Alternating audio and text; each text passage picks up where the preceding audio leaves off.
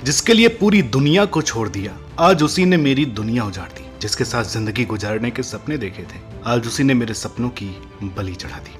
मैंने सुना था प्यार अंधा होता है, प्यार नादान होता है, दीन धर्म मजहब सरहद उम्र रंग इन सबसे परे, लेकिन गिरगिट की तरह भी होता है। यह पता चला जो कि आज इससे तो कल उससे हो जाए। शोएब मलिक ने एक चीज साबित कर दी कि आज के जमाने में सिवाय हुस्न से, अट्रैक्शन के और कुछ नहीं है प्यार। जो कभी कहता था कि मैं एक सुपर वुमेन सानिया मिर्जा से शादीशुदा हूँ, आज उसे भूल कर किसी और का हो गया। कमाल की बात तो ये है कि किसी वक्त जो सानिया मिर्जा और शोएब मलिक एक दूसरे पर जान छिड़कते थे, आज उनकी लव स्टोरी का बेहद ही दर्दनाक और अनफॉर्चुनेट एंड हुआ, जिसे देखकर बिल्कुल भी अच्छा नहीं लग रहा। लोग तरह तरह की बातें कर रहे हैं। कोई कह रहा है कि शोएब ने अपना स्टैंडर्ड डाउन कर दिया, तो कोई सानिया को ही बेवकूफ ठहरा रहा है। कोई कह रहा है कि इनका तलाक नहीं हुआ है, तो किसी का मानना है कि इन दोनों के अलग होने के बाद ही शोएब ने शादी की। लेकिन आखिर ये सब कैसे हुआ और क्यों हुआ? जब इनके बीच सब ठीक चल रहा था तो बात यहाँ तक कैसे पहुंची? हम जानते हैं कि आप काफी उत्सुक होंगे ये सारा किस्सा जानने में, क्योंकि जब इनकी शादी हुई थी तो काफी कंट्रोवर्सी हुई थी। भारत में इनके रिश्ते के काफी चर्चे थे, जिस पर दुनिया ने आपत्ति जताई थी। और अब ये सब,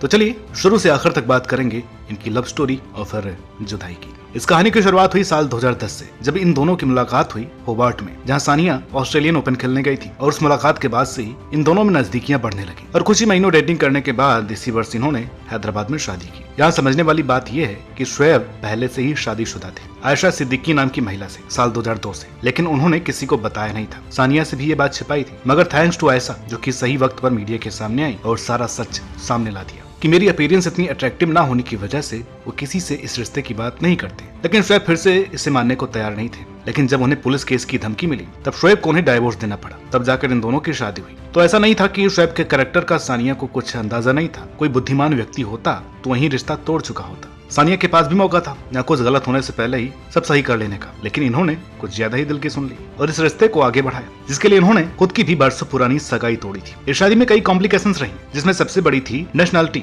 और भारत पाकिस्तान के रिश्ते भी इनके रिलेशन में रिफ्लेक्ट हुए। कुछ लोग इसे सानिया का एक आत्मघाती फैसला बता रहे थे, जिसे पूरा भारत छोड़कर एक पाकिस्तानी क्रिकेटर मिला, वो भी जो पहले से ही शादीशुदा था। तो चंद लोग इसे अमन और शांति का फैसला बता रहे थे, जिससे शायद दो देशों के रिश्ते सुधर जाएं। खैर, शादी हुई, कई इंटरव्यू हुए, ग्राउंड पर कई भारतीय समर्थक शोएब को जीजा जी बुलाते पाए गए। सब कुछ ठीक चल रहा था। सानिया टेनिस में कीर्तिमान रचती जा रही थी, तो शोएब भी कभी टीम से अंदर कभी बाहर चल रहे थे। तो बीच बीच में एक आध मैच विनिंग पारियां खेल रहे थे। इनकी जोड़ी काफी हाईलाइट हुई और साल 2012 में नच बलिए सीजन 5 में भी इन दोनों ने भाग लिया। जितने रोमांटिक लगते थे उस समय किसी को ये अंदाजा भी नहीं था कि ऐसा भी कुछ हो सकता है आगे। एक बार शोएब से सक्सेसफुल मैरिज का फलसफा पूछा गया। भाई को फलसफा शब्द ही नहीं समझ में आया। फिर उसे सक्सेस मंत्र बोला, वो तो वैसे ही नहीं आना था जब अपनी भाषा का ही शब्द समझ में नहीं आया। कहते हैं आई डोंट अंडरस्टैंड। फिर ऑक्सफोर्ड डिक्शनरी से इनके लिए शब्द ढूंढे और हाथ लगा फॉर्मूला। यार हंसी आती है ये सोचकर कि जिस बंदे ने 3 शादियां कर ली, वो ये बताएगा कि सक्सेसफुल शादी कैसे होती है, जिसे पूरी जिंदगी सक्सेस नहीं मिली जगह जगह मुंह मार करके। ये जनाब ये कहते हैं कि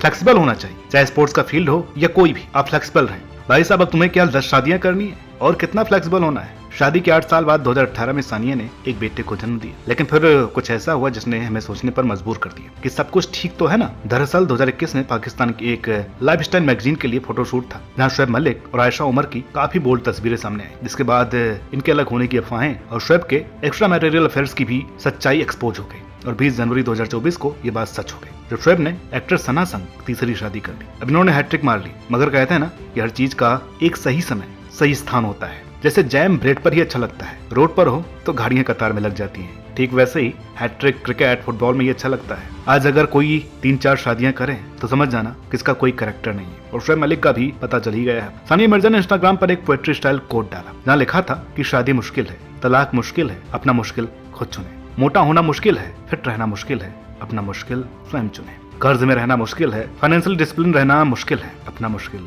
खुद चुने। बात करना मुश्किल है, ना बोलना भी मुश्किल है। जिंदगी तो कभी आसान होगी ही नहीं, ये हमेशा मुश्किल ही होने वाली है, इसलिए अपना मुश्किल स्वयं चुने। अब शादी हुई तो कई बवाल भी हुई, लोगों ने सवाल भी उठाए, क्योंकि इनके डाइवोर्स पर कोई क्लैरिटी तो थी ही नहीं। इस पर इनके पिता ने कहा कि सानिया ने खुला किया। खुला यानी उनके धर्म का एक हक, जिसके तहत एक औरत अनइलेटरली तलाक ले सकती है। जिसके बाद उनकी बहन ने भी इसकी पुष्टि की है कि सानिया हमेशा ही अपनी पर्सनल लाइफ को दुनिया से परे रखती आई है, लेकिन आज इसकी जरूरत थी। इसलिए बता दें कि सानिया और शोएब को कई महीनों हो गए तलाक लिए। सानिया शोएब को उनके आगे के जीवन के लिए शुभकामनाएं देती हैं और हम दरख्वास्त करते हैं कि कोई भी फैन इस पर ज्यादा खोजबीन, ज्यादा सवाल ना करे। अब चूंकि आप लोगों ने कमेंट बॉक्स में काफी बार डिमांड किया कि इस टॉपिक पर वीडियो लेकर के आए, तो हम वीडियो लेकर के आ रहे हैं। हमारी भी आपसे यही दरख्वास्त है कि सानिया को हेट देने की बजाय जरा उनके अचीवमेंट्स देख लीजिएगा। अगर आपने उनसे ज्यादा अचीव किया है तो बताइए, बाकी किसी की पर्सनल लाइफ पर कमेंट ना ही करें तो अच्छा है। रही बात शोएब मलिक की, तो भाई ठोक बजा करके कहता हूँ, ये बंदा कैरेक्टरलेस है। होंगे आप अच्छे क्रिकेटर मगर अच्छे इंसान नहीं, जिसमें लॉयल्टी नाम की कोई चीज नहीं है। बाकी जिसको अच्छा लगे वो लाइक करे, शेयर करे और हमारी बातों से सहमत हो तो चैनल को सब्सक्राइब करे। बुरा लगने वालों के लिए सॉरी।